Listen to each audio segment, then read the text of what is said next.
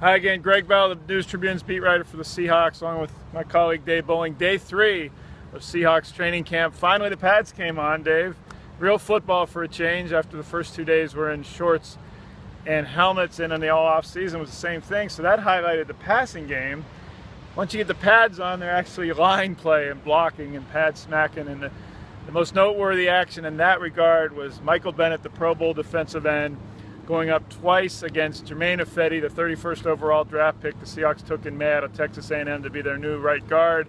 Ifedi not only held his ground both times, Dave, he stood him up and went right after Michael Bennett. They had skirmishes after each, a little pushing and shoving. Coaches had to separate them. Pete Carroll mentioned after practice, there's nothing wrong with that. He really liked the fact that a rookie would make himself known in that way against one of the best defensive ends in the league, Michael Bennett. And I think that spoke more volumes than anything else we saw today. Not only that he could get a draw with Bennett in the first one that really ticked Bennett off, but actually beat him the second time they went against each other. Now, this is a guy we haven't seen do anything except run around in his underwear, basically, in OTAs and mini camps. And this is a young kid who stood up in the face of Michael Bennett, and not only that, had the attitude. There was no back down from him. I think it was really kind of a seminal moment in the career of Germain Ifedi. It really showed that this guy is a full-grown man who's willing to jump in and play the role. And I think we saw a lot of that combativeness around the field today. You have to remember, as you say, this team hasn't had contact since that dismal day in Carolina. 6 months since their pads were on. Everybody was excited. You could see the players, the blood was pumping, the adrenaline was going. It got a little bit nasty. You know, you don't see fist fights out at the training camp in Seattle. They're more about business. They're more about producing a fine effort as a team. But that doesn't mean the heart isn't pumping and they're really out to show, especially when it's a veteran going against a rookie who doesn't like getting shown up like Michael Bennett. The kids on the playground definitely noticed the new big kid in town, Germain Ifedi, today. The other thing I noticed in that line play is it's the new center, or at least the candidate to be the new starting center, Justin Britt, went against rookie second-round pick, the defensive tackle Jerron Reed from Alabama. The one time I saw it, Reed held his own, not only held his own, really pushed Britt back into the backfield. How'd you think Justin Britt did? I thought he was okay. The guy who really stood out to me, aside from Ifedi, is another young lineman, a second-year guy, Mark Lewinsky at guard.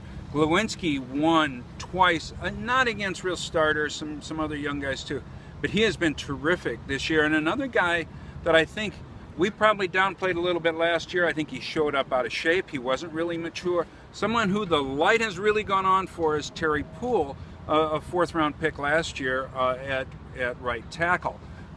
He's much fitter. His body mass index, he's far more lean.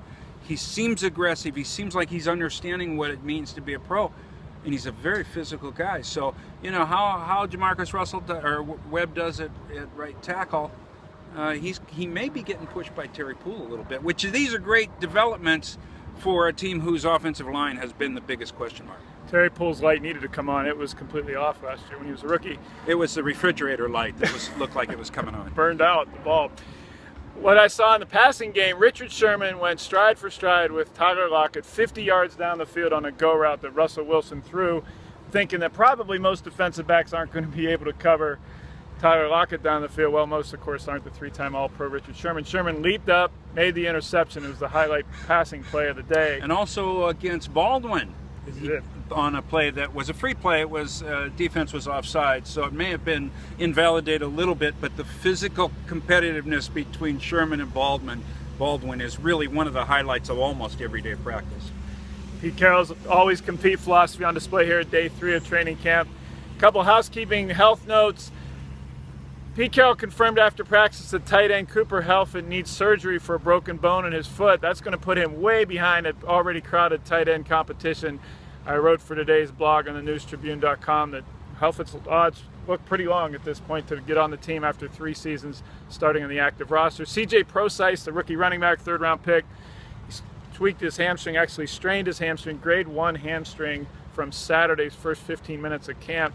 Pete Carroll said he might miss another 5 to 8 days. With Dave Boling, I'll be here all August, and the first exhibition game for the Seahawks is August 13th. The last one September 1st at Oakland. And then the games get real on September 11th.